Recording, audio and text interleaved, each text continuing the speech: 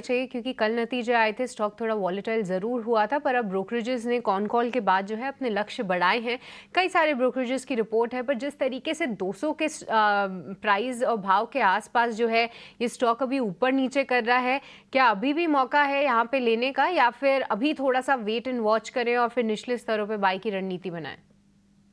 So overall daily chart अगर हम देखें तो एक रेसिंग ट्रेंड लाइन का सपोर्ट है, साथ ही साथ 20 डेज मूविंग एवरेज का सपोर्ट है। पिछले एक महीने से इनफैक्ट हम देख रहे हैं कि 200 का एक स्ट्रिक्ट रेजिस्टेंस के बैठा हुआ है। लास्ट 2 दिन में हमने देखा कि फ्राइडे के सेशन में 200 के ऊपर क्लोज हुआ, कल 200 के ऊपर गैप अप हुआ लेकिन सस्टेन नहीं हुआ, नीचे में उसने वापस 187 के लेवल के आसपास का लो बनाया था। तो एक हाई वोल्टाइल सेशन था, लेकिन ओवरऑल चार्ट मुझे लग रहा है कि काफी स्ट्रॉन्ग पोजिशनिंग में है। सो करंट मार्केट प्राइस से आप ले सकते हो, अगर आपको मोमेंटम चेस करना है तो 200 के ऊपर वापस अगर स्टॉक टिक जाएगा तो देयर आर चांसेस कि हम वहां से एक मोमेंटम देख सके। तो कंडीशनल बाइंग के लिए 200 का लेवल आप ध्यान रखिए, जैसे ही 200 का लेवल क्रॉस होता है आप बाई कीजिए। नीचे में जो पोजिशनल स्टॉप लॉस है वो 190 का आप मेंटेन कीजिए। अगर 200 के ऊपर स्टॉक टिक जाता है तो देयर आर चांसेस कि हम 220 230 तक के लेवल देख सकते हैं। सो डेफिनेटली मुझे लग रहा है कि जिस तरह से ये समर सीजन जा रहा है या तो वेकेशन सीजन जा रहा है, आने वाले समय में इसके नतीजे भी अच्छे आ सकते हैं। तो एक टेक्नो फंडा कॉल के हिसाब से 190 के पोजिशनल स्टॉप लॉस से डेफिनेटली जोमेटो बाई कर सकते हैं। जोमेटो ₹194 पर इसकी क्लोजिंग हुई है। हालांकि रिकवरी लोअर लेवल से इसमें आई है, लेकिन ब्रोकरेज हाउसेज इस पे बहुत पॉजिटिव हैं। यूबीएस ने ₹250 का लक्ष्य दिया है जोमेटो के लिए।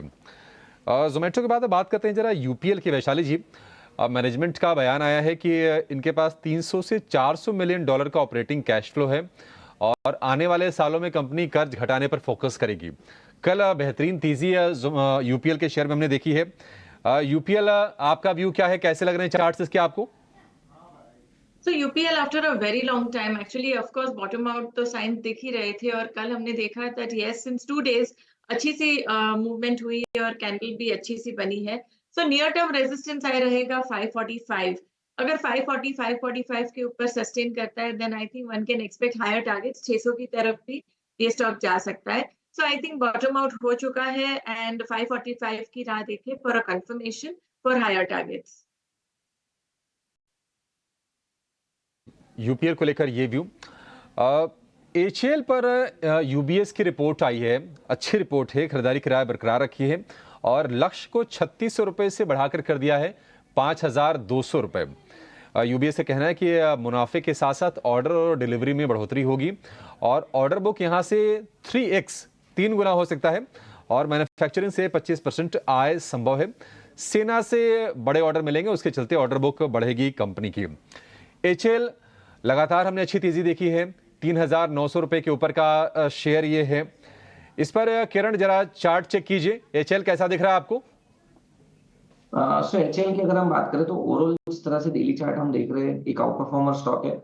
रिसेंटली जो भी करेक्शन आया था वहां से हम देख रहे हैं कि एक रिवर्सल कैंडलस्टिक्स पैटर्न बनी है, बुलिश एंगल्फिंग कैंडलस्टिक पैटर्न। अब जब तक उसका लो ब्रेक नहीं करेगा डेफिनेटली यहाँ पे एक नई तेजी बन सकती है। सो 3690 या 3700 के आसपास की ये उसका लो है उस कैंडल का।